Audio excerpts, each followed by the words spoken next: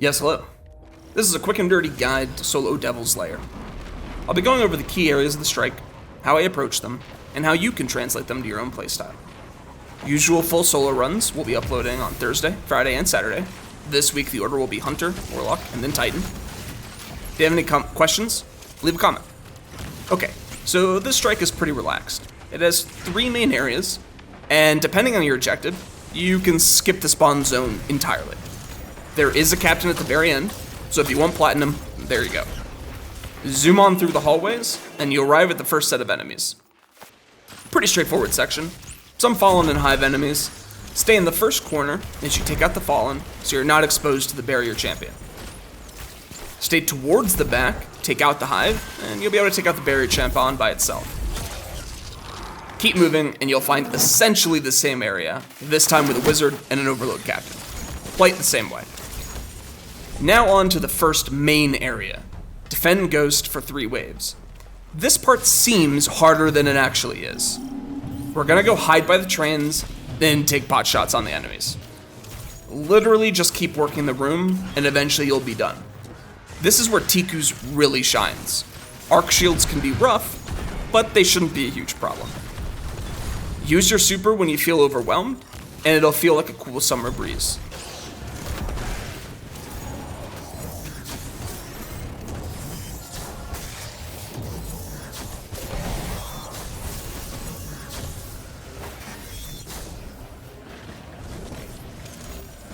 Now this next section can be a bit of a slog.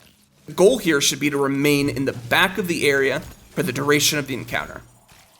One thing to note, when you first enter the area, there will be a ton of snipers, both around the corner to the left and far in the distance on your right.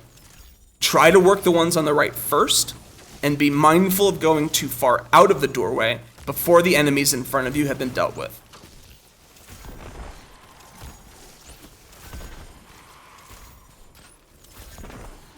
Once you've cleared the back area, take out the priority targets, i.e. the 2 brigs and overload captains, before worrying about the spider tank.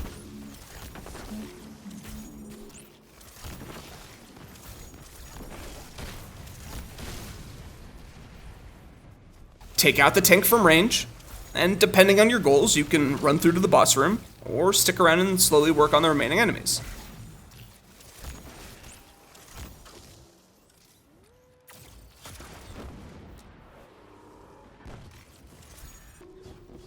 Okay, boss room. Sweet and simple strategy. Head to the room on the left and hang out. Kill all the enemies around you, and when it's clear, work on the boss.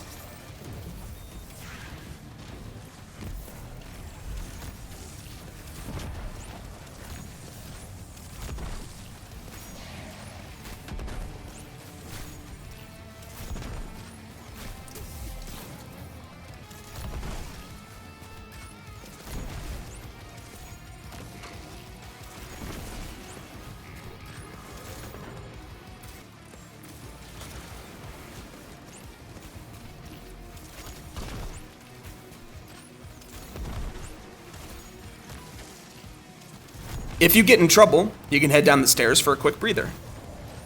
Enemy spawns here are phase-based, with the exception of shank waves.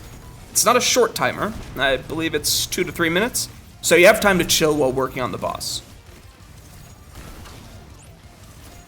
Okay, loadout time. My suggestions are solar primary. Solar shanks will be the death of you if you don't have a solar primary. Maybe a solar fusion could work here. From here, I usually prioritize the next most annoying or important shield. For Devil's Lair, I find it to be Void. Not having Void for the boss servitors can turn a relaxing and easy boss room into a boring nightmare. You do not want to wait a minute for your grenade for each servitor. Now, you could use your super and run high intellect to try and get it back by the next phase, but it's not really the best strategy, especially when you're going for a solo 100k. For solo GMs, that will more than likely be the strategy, because time is not really a factor. And last but not least, actually it's definitely the least, is your anti-barrier weapon. Which is why in the video you see me with an auto rifle. I use it solely for the barrier and nothing else. This season doesn't have a ton of anti-barrier options, It's really auto and then Ariana's Vow. And Overload's sword isn't really something you want to rely on, especially in the defend ghost area.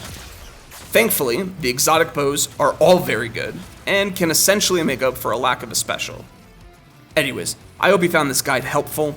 Let me know if you'd like more information or details in future videos. Later.